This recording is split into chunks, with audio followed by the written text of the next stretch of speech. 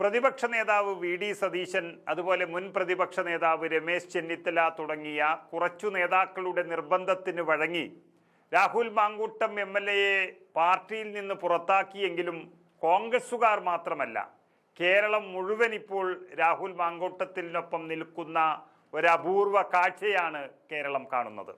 അതോടെ കോൺഗ്രസ് നേതൃത്വത്തിൻ്റെ നിലപാടിലും മാറ്റം വന്നിരിക്കുന്നു. എന്നാൽ ഇപ്പോഴിതാ കോൺഗ്രസ് പുറത്താക്കിയെങ്കിലും മാങ്കൂട്ടം എം.എൽ.എയെ നെഞ്ചോട് ചേർക്കാൻ തന്നെയാണ് UDF തീരുമാനിച്ചത്.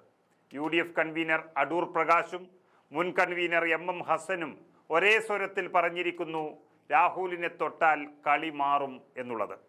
ഇന്ന് വരെ കോൺഗ്രസ് നേതൃത്വം പറഞ്ഞു എന്ന് വാർത്തകളിൽ വന്നിരുന്ന സഭയിൽ പ്രത്യേക ബ്ലോക്കുണ്ടാകുമെന്നും അവധിയിൽ പോകുമെന്നൊക്കെയുള്ള കാര്യങ്ങൾ പഴങ്കഥയായി മാറിയിരിക്കുന്നു. നിയമസഭാ സമ്മേളനത്തിൽ രാഹുൽ മാങ്കൂട്ടം പങ്കെടുക്കും, UDF സംരക്ഷണം നൽകും. അങ്ങനെയുള്ള സമ്മേളനത്തിൽ പങ്കെടുക്കുന്നതിൽ നിന്ന് രാഹുലിനെ വിലക്കിയിട്ടില്ല എന്നാണ് MM ഹസൻ പറഞ്ഞിരിക്കുന്നത്. അതുപോലെ തന്നെ സമ്മേളനത്തിൽ നിന്ന് ലീവ് എടുക്കാനും പാർട്ടിയും മുന്നണിയും ആവശ്യപ്പെടുകയുമില്ല. പങ്കെടുക്കണോ വേണ്ടയോ എന്നത് രാഹുൽ മാങ്കൂട്ടത്തിൽ നിന്ന് തീരുമാനിക്കാം. കാരണം അത് അദ്ദേഹത്തിൻ്റെ വ്യക്തിപരമായ കാര്യമാണ്.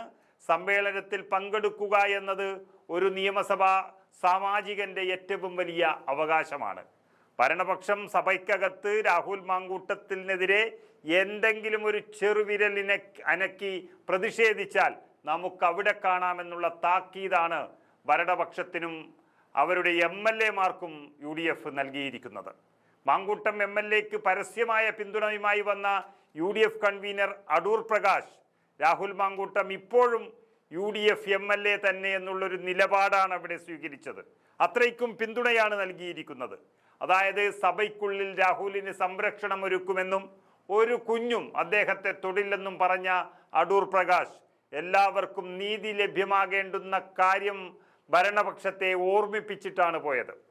CPM-കാരും പുണ്യാളന്മാരല്ല എന്നും ആ ഭാഗത്തിരിക്കുന്നവർക്കെതിരെയും സമാന ആരോപണമുണ്ട്, ചിലത് കേസുകളായി കോടതിയിൽ പോയതുമാണ്.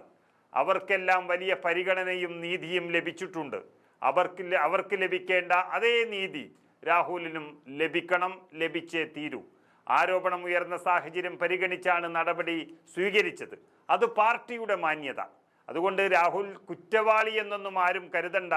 MLA ആയിട്ടുണ്ടെങ്കിൽ രാഹുൽ നിയമസഭാ സമ്മേളനത്തിൽ പങ്കെടുക്കുമെന്നും അടൂർ പ്രകാശ് CPM-നെ വെല്ലുവിളിച്ചിരിക്കുകയാണ്. പാർട്ടി നേതാക്കൾക്കും പ്രവർത്തകർക്കുമെതിരെ പാർട്ടിയിൽ ഒരു പരാതി വന്നാൽ അന്വേഷണ വിധേയമായി സസ്പെൻഡ് ചെയ്യാറുണ്ട്. അത് സ്വാഭാവികം. ആ അന്വേഷണ റിപ്പോർട്ടിൻ്റെ അടിസ്ഥാനത്തിൽ ഒരുപക്ഷെ തിരിച്ചെടുക്കുകയോ പുറത്താക്കുകയോ ചെയ്യാം. എന്നാൽ രാഹുൽ മാങ്കൂട്ടത്തിനെതിരെ നിയമപരമായി പരാതിയില്ല എന്നറിഞ്ഞിട്ടും ഇങ്ങനെ അക്രമം കാണിക്കാൻ നിൽക്കുന്നവരെ എന്തു ചെയ്യണമെന്ന് UDF തീരുമാനിച്ചു കഴിഞ്ഞു.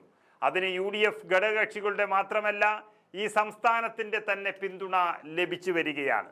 യഥാർത്ഥത്തിൽ രാഹുൽ വിഷയം ഇപ്പോൾ ആർക്കും വേണ്ട.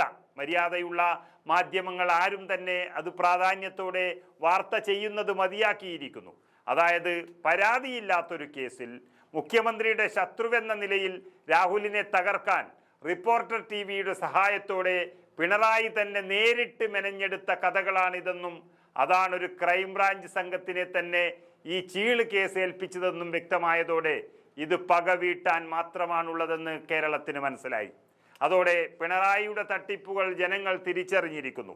രാഹുലിന് സാധാരണക്കാരിൽ നിന്നും ഇത്രയും വലിയ പിന്തുണ കിട്ടിത്തുടങ്ങിയതോടെ ചില കോൺഗ്രസ് നേതാക്കളുടെ നീക്കം വേണ്ടായിരുന്നു എന്ന് കോൺഗ്രസ് പാർട്ടി തന്നെ മനസ്സിലാക്കി കഴിഞ്ഞു.